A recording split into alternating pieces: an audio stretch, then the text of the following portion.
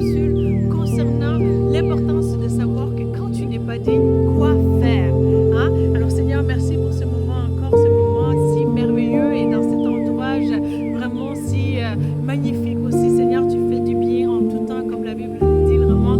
Seigneur mon Dieu, que voici ce dont je veux penser, les bontés de l'Éternel ne sont pas à leur terme, mais se renouvellent chaque jour. Alors Seigneur, merci pour tes bontés encore ce jour.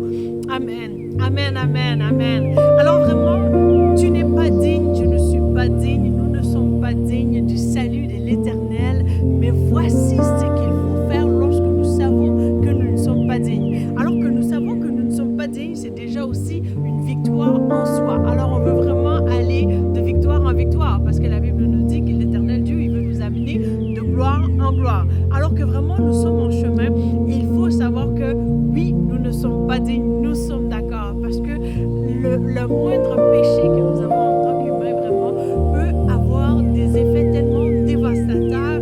Alors nous voulons vraiment aussi d'entrée de jeu nous rassurer que oui, en effet, le salut est un don gratuit de Dieu, c'est une grâce de Dieu. Alors que vraiment, tu saisis cette notion-là, cette grâce du fait que vraiment, toi et moi, nous sommes incapables par nous-mêmes de nous sauver. Nous pouvons aussi dire avec joie, parmi les anges, parmi la création de Dieu, pour dire vraiment, parce qu'il a tout accompli, nous voulons aussi l'adorer. Alors tout comme Jean, dans Jean chapitre 1, Jean mentionne qu'il est venu pour être le témoin de la lumière. Alors toi et moi, nous sommes aussi les témoins de cette lumière qu'est Jésus. Alors vraiment, la parole te dit, dans Jean chapitre 1 encore, verset 27, Jean nous dit ceci: je ne suis pas digne de délier la courroie de ses souliers. Alléluia, amen.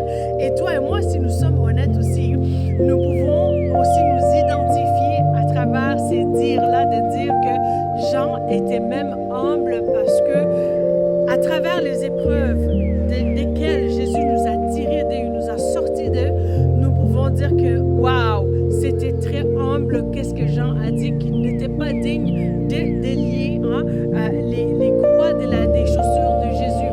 Et toi et moi, nous pouvons dire que vraiment, après Covid, après tellement d'obstacles dans la vie, vraiment, que tu as pu surmonter, qu'il t'a amené de gloire en gloire, qu'il t'a amené de victoire en victoire, tu peux aussi témoigner avec Jean pour dire qu'il s'agit bien de la grâce de Dieu et que toi et moi aussi, après Jean, nous sommes appelés aussi à témoigner pour dire que oui, il a tout accompli et que en effet, nous ne sommes pas dignes non plus et que nous sommes là aussi pour témoigner, pour afin que même 2000 ans plus tard que nous aussi, parce que nous sommes ces témoins-là, que nous puissions aussi avoir cet impact-là dans les cœurs des gens pour dire que oui, 2000 ans après Jean, il y avait d'autres personnes qui avaient témoigné et 2000 ans après eux, nous aussi, nous voulons continuer l'œuvre du Seigneur jusqu'à temps que le Seigneur soit de retour. Alléluia, à lui la gloire. Amen, amen. Alors je te retrouve avec une autre vidéo. Entre-temps, vraiment, cette année,